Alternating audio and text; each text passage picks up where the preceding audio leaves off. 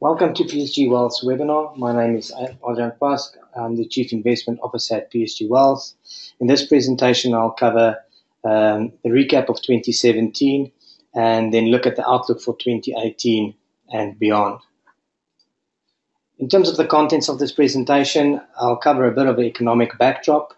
Then I'll go into a market review in terms of the performance of various asset classes and asset groupings.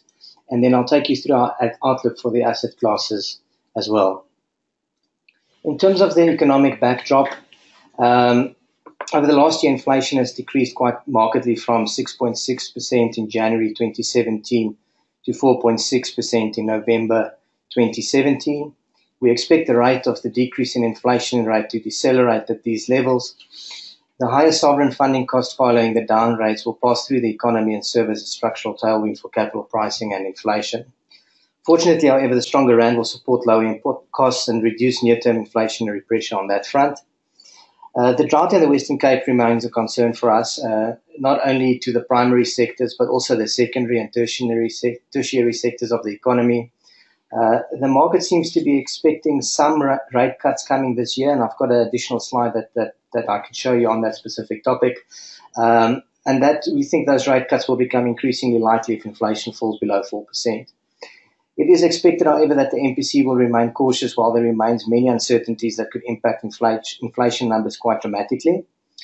Simultaneously, we expect that the MPC will focus on the sustainability of the downward trend seen in prevailing inflation numbers.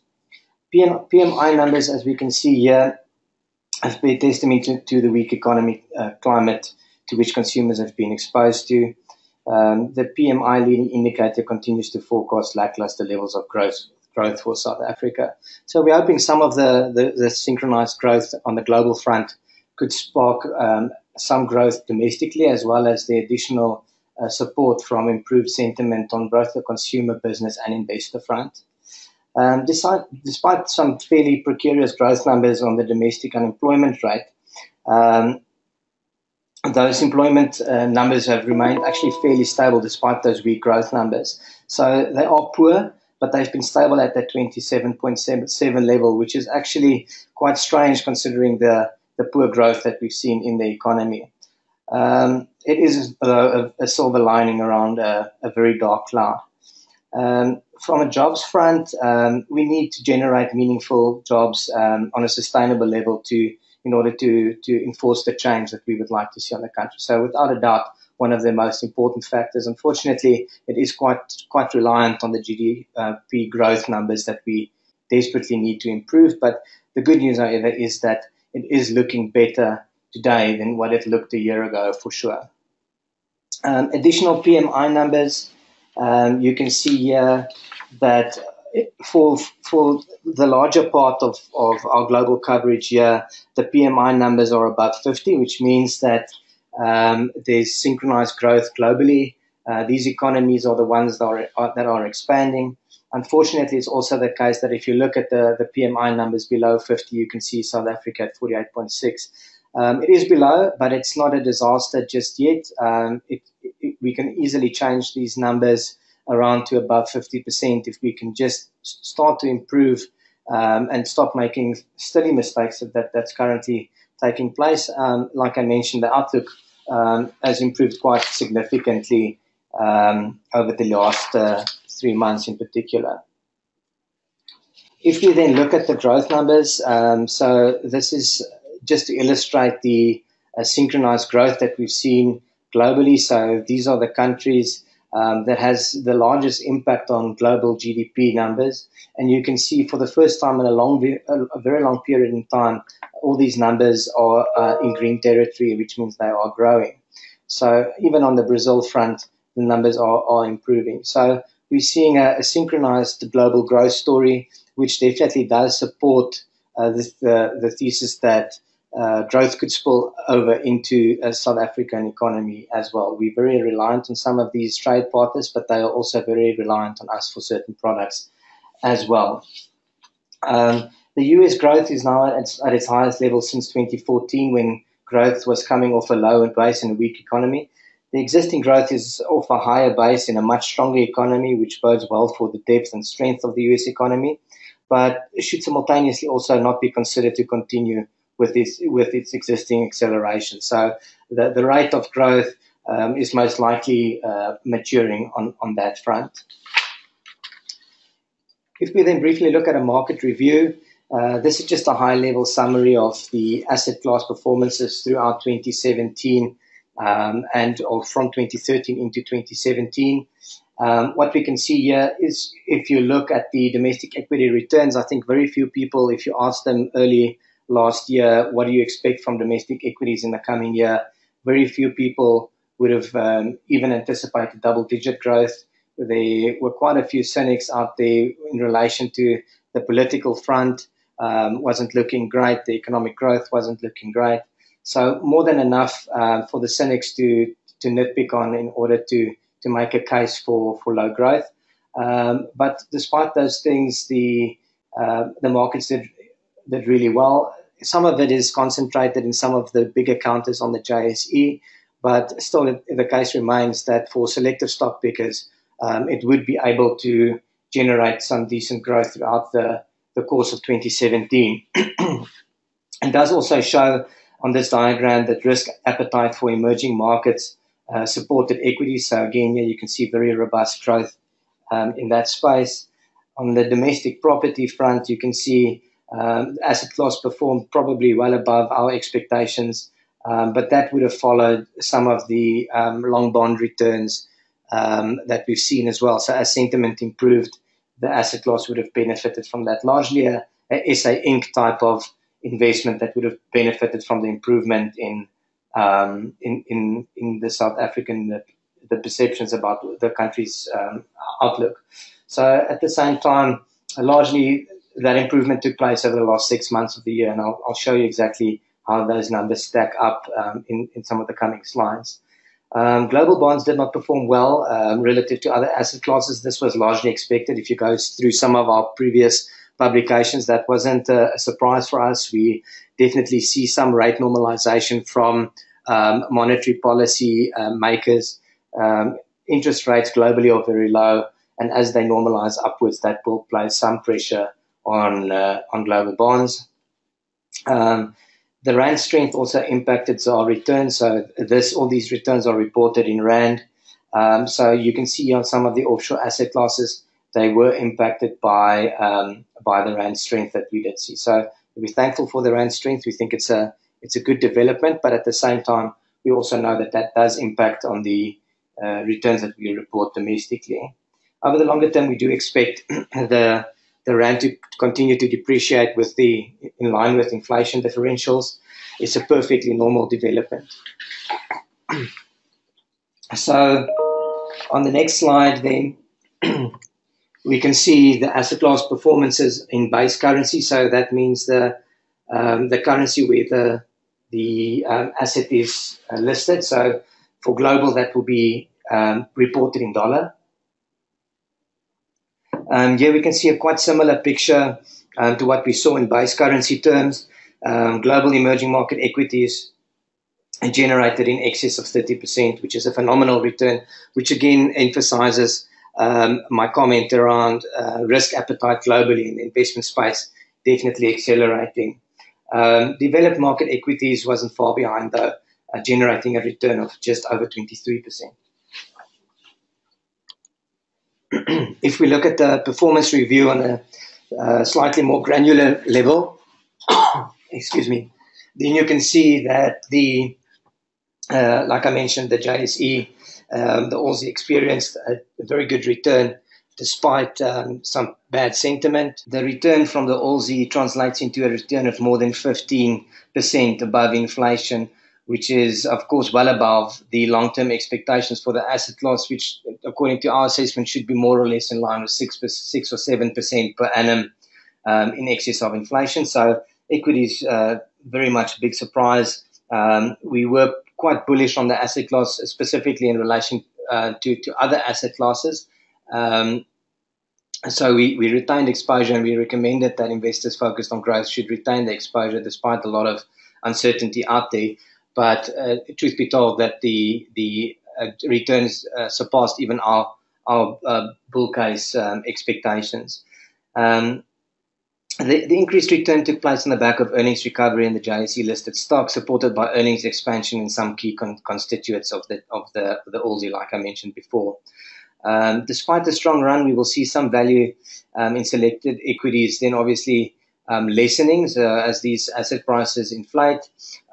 So there are some risks out there, but we continue to see some great opportunities in other sectors of the JSE. To our minds, this will be yet another year for agile stock pickers. So it's important to be nimble in these type of markets, which will be presented with a lot of opportunities. We'll see some volatility on selected stocks, and that will provide opportunity for investment managers that has the ability to leverage off those opportunities by trading quickly. The 5-year annualized returns from resources remain negative despite the strong recovery in recent months.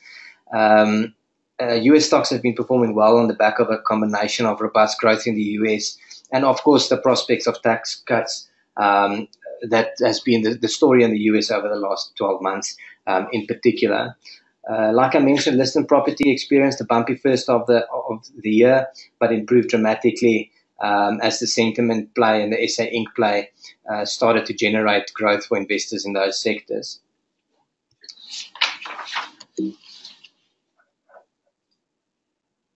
If we then have a look at our market outlook, a lot of this will obviously have to do with valuations, and I'll come to that. This is a summary of that whole assessment that we've performed. In emerging markets in South Africa, we still prefer equity and cash. We're very wary of the interest rate performance signature in the sense that what will happen over the next 12 months, 24 months, 36 months.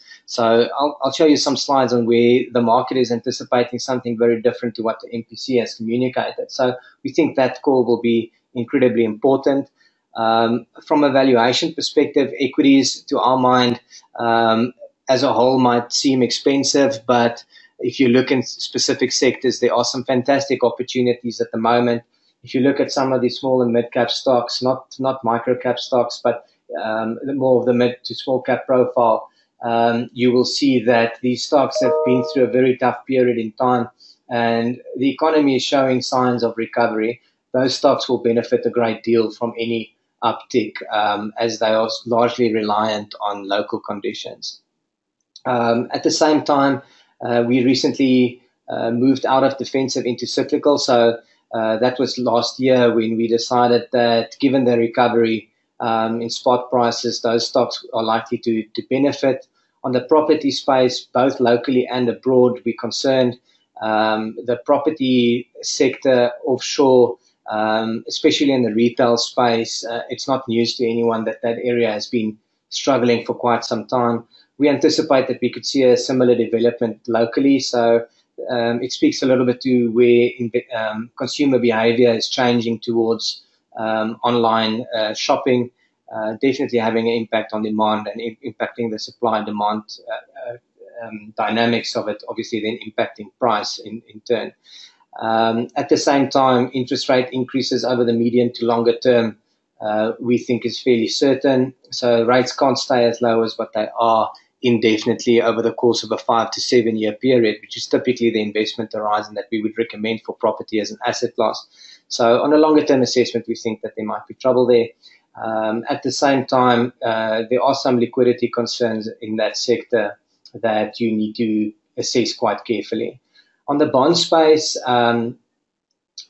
government bonds we're neutral on, but we do think there's smarter players into that area where you still need to get some exposure into that space in order to diversify your portfolio. It is very possible to pick up attractive yields at these levels, but you again have to be very careful as to where exactly you get your exposure from and what your interest rate risk could be. Offshore bonds, like I've mentioned before, when we looked at the performance numbers, we've been negative on that space for quite some time, given that there's so much liquidity pumped into the global economy to try and get the economies out of it, the trap that was built through the global financial crisis in 2008. So a lot of money pumped into the economy to keep things afloat. That will have to unwind at some point. So although most policymakers have started to go through their bond repurchase programs, and in some cases have finalized those, but even then, the rates remain unsustainably low. So we see real interest rates, which is or real yields, which is the yields minus the prevailing inflation rates, running in negative territory, which is most definitely unsustainable. The dollar seems strong to us. We think that could weaken. At the same time, the sterling remains weak. The euro to a less extent, but also a little bit weaker to us. But we think as the recovery in the euro is taking place, obviously sentiment's improving. A lot of doubt around Brexit still hanging over the sterling. So that's our view on the currencies. If we then look at the global and domestic asset classes, so the way that we look at valuations, just one of the measures that we look at is comparing the current earnings yield versus the long-term averages. When the yields are significantly higher than the long-term averages, then obviously we would see that as value. But currently, it's the case where the current yields are much lower than the long-term averages. So those rates theoretically need to normalize up to their long-term averages, which means that capital values could come under pressure. If you look, though, the one caveat on this is that the domestic bond rates, that 11.7%, is probably a lot higher than what you could expect now, because these numbers are historic numbers that incorporates a higher inflation environment domestically than what we would see realistically now. So you can make an adjustment on that basis. But to our minds, if you look at domestic property, that seems inflated. Domestic equities as a whole seem inflated, although that we know that there are opportunities if you look carefully. And I'll explain that comment in the following slide. If you look at global bonds, again, you can see the long-term yields for global bonds at 4.3, the current yields at 1.5. So a lot of risk in that space. It's perceived as a safe asset class, but we think investors need to think about exposure in that area very, very carefully. On a more granular level, so this is the same content, just split up a little bit deeper. So if you look at the domestic bonds, for example, on the right-hand side, we've split it according to different durations. And there you can see as well, on all these fronts, it seems that there's a little bit of risk in this space, although, like I've mentioned, you can make an adjustment for a lower inflationary environment. On the domestic equity side, the sector that to our minds has the least risk in it at the moment is probably, maybe slightly ironically, the commodity sector, which is traditionally perceived as a riskier sector. But from a valuation perspective, these assets are trading much closer to their long-term averages. Domestic industrial seem expensive, and again, this number might be skewed, or we know it is skewed, due to some significant players that weigh quite heavily on this number. So again, it is possible, although as a whole the sector might seem expensive, it is very possible to find some great opportunities there. Again, in the mid-cap space, we see some good opportunities that trade at attractive valuations. Domestic property, like I've mentioned, seems expensive to us. And then if you look at global equities, long-term yields at 4.9, the current yields at 3.9. So essentially, this would translate into a PE of around 25 versus the long-term average of around just over 20. So again, they're running slightly ahead of its long-term fundamentals, but again, the market most probably anticipating some additional benefit coming through from these tax cuts and also the synchronized growth story. So you could probably justify a slightly stronger valuation than what would generally be expected. We're not overly concerned at this point in time. That being said, the markets have run quite hard fairly recently, so it's entirely possible to see a slight pullback over the coming year. And that will most definitely rattle some investors, because there's, as always, a few cynics out there that will always push for a strong correction in markets. We always look at these fundamentals to try and see what is realistic and what is fair and what is justifiable. So to our minds, we think a slight correction is probably justifiable, but it's not to say that it needs to derail your long-term plans. On both the offshore and local fronts, we think equity should remain a key part in your portfolio that's aimed at long-term growth. If you look at the earnings yield, so just the premiums and discounts, so this is just a different translation of the earlier slide. So it essentially measures the percentage difference between the current and the long-term yields. And again, there you can see this is a minor little premium on the commodity space. That's why we think that the best margin of safety available is actually here in this space, and there's obviously a lot of risk in this global bond space. So you can see this as a type of a risk indicator from a long-term valuation perspective to an extent, although, like I mentioned, you need to do some further interpretation both on inflation numbers as well as stock-specific indicators that needs to play into your assessment. If you look at the bond yields, so moving over to the fixed interest space, you can see here on the right-hand side, these are the offshore components. On the left-hand side, we've got the local components. Above the colored bars are the different yields that are available, and the modified duration is indicated below. So it sounds very technical and complicated, but all that the modified duration is it illustrates what the price of what the capital move will be if for each 1% increase in interest rates. So for argument's sake, if you look at our all bond index, it's currently on aggregate generating a 9% yield, but should interest rates move up by 1%, you're likely to see a 7.2% loss on the capital value. So in that year, your net return will be closer to 1.8%. So that assessment is quite important, because if you look right here at the 1 to 3 year space, the yield is much lower, 7.5%, but the risk proportionately is even lower than that. So to our minds, if you're concerned about interest rates and not 100% sure which way it might go, things tend to change quite quickly in that space, especially now where the growth picture could improve markedly over the current months, or it could even pull back depending on what happens with droughts and the cost of capital through the economy through downgrade. So there's a lot hanging over that specific outcome. So this, to our minds, on a risk-adjusted basis, seems like a logical play for investors willing to take on a little bit additional risk. Maybe something closer to the 7 to 12s might work, but something that doesn't make a lot of sense to our minds is, for example, on the longer end, if you look at the existing yields of 9.2%, that's well above inflation. So it might be a good investment for investors that are willing to hold it through the interest rate cycle to maturity, but at the same time, don't be completely ignorant towards what the interest rate risk could be. On the offshore side, and I think this explains quite nicely why we don't like the asset class, the yields are much lower in relation to the risk. So to our minds, it doesn't make sense to take on a bond at 2.5% while it has interest rate risks of 7% on the capital value, full knowing that interest rates globally are looking at increasing. So that's a key consideration for us. On the domestic front, we think interest rates are going to be a very important call this year. Generally, people don't like to talk too much about interest rate type asset classes. People like to discuss equities, but we think this is very, very important for investors to understand at the moment, and a key consideration for portfolio managers and fund managers.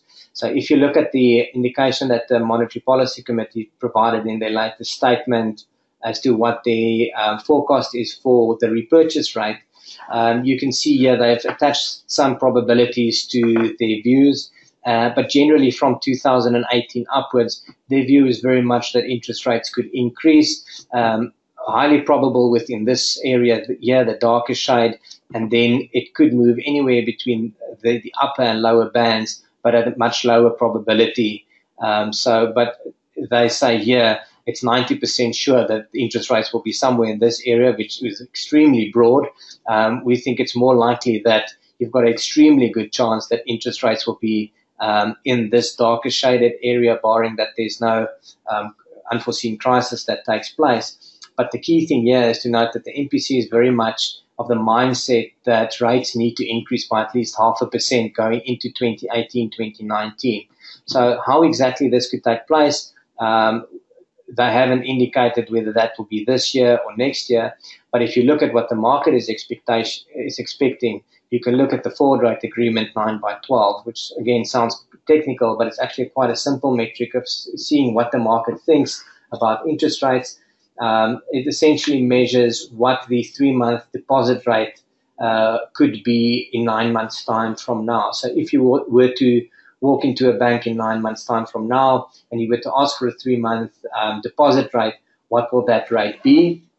And you can see here the market is signaling that it could be lower than what you're currently getting at the moment. So on the one end, you've got a market expecting rate cuts, and you've got the MPC signaling rate hikes. So it's going to be interesting to see how exactly that's going to pan out. It's still possible that we could see rate cuts now, with more work to be done in 2019 in terms of reversing that to align with the MPC's view. But that's going to leave a lot of work. So if their view is it needs to increase 0.5% from here, and we cut 0.5% this year, then it means that they anticipate that they could hike as much as 1% next year, which will be tough on many asset classes in 2019. So this is a story that we need to monitor very carefully. The Monetary Policy Committee does release statements after each of their meetings, and we go through those comments very carefully to try and see whether there's any signal as to what exactly they could be doing in the coming months. So that's our views. I hope you found it insightful. We've got a challenging year ahead of us, as always, but we think the prospects are definitely there. There's many opportunities, but it's definitely a market where you need to be extremely selective as to where you buy and what you buy. From my side, thank you very much for listening, and goodbye.